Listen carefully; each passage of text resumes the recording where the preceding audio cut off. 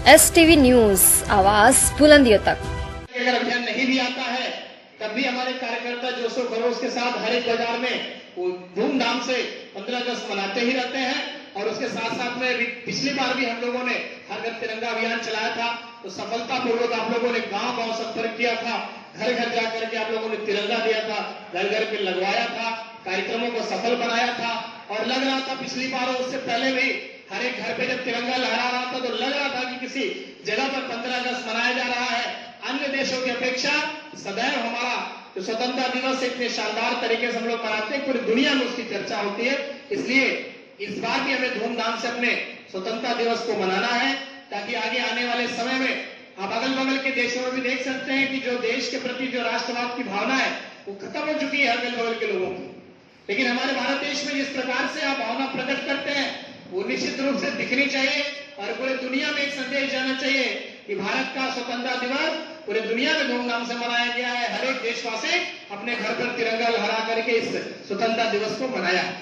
और तिरंगा घर घर इसलिए भी बांटना आवश्यक होता है कि बहुत सारे लोग चाहते हैं कि हम तिरंगा फहराएं, लेकिन हम लोग उन तक पहुंचा करके तिरंगा नहीं दे पाते हैं या वो तिरंगा खरीद करके लगाने की क्षमता में नहीं होते।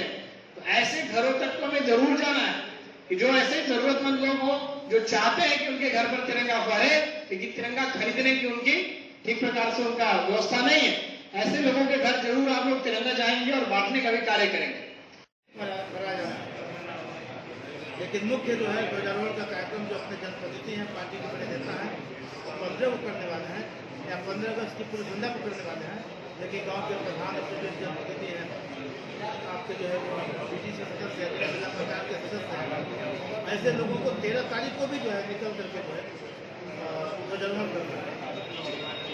और एक और बात, 14 अगस्त को भारत विभाजन की विशिष्टता दिवस मनाया जाता है। सबको पता है कि 15 अगस्त को हमारा देश स्वतंत्र हुआ। एक दिन पहले पाकिस्तान स्वतंत्र हुआ। जब पाकिस्तान को स्वतंत्रता मिली तो बड़ी संख्या में जो है लोग बेघर हुए, कत्लेआम हुए, बहुत सारे लोगों की हत्याएं हुई।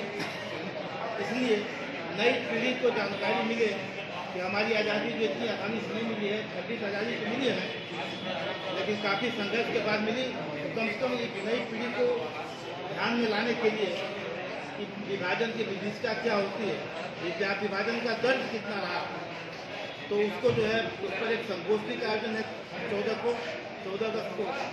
और मौन जुलूस के रूप में हम लोग जो है मार्च करेंगे कुछ दूर तक, जो है वो भी स्थान निर्धारित किया जा रहा है।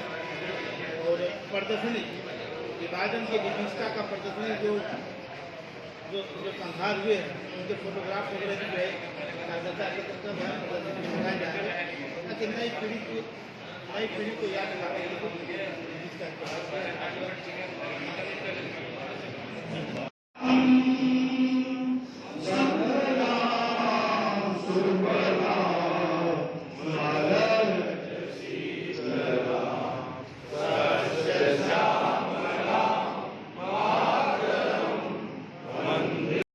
और भी लोग तिरंगे का अपना एक प्रोटोकॉल होता है।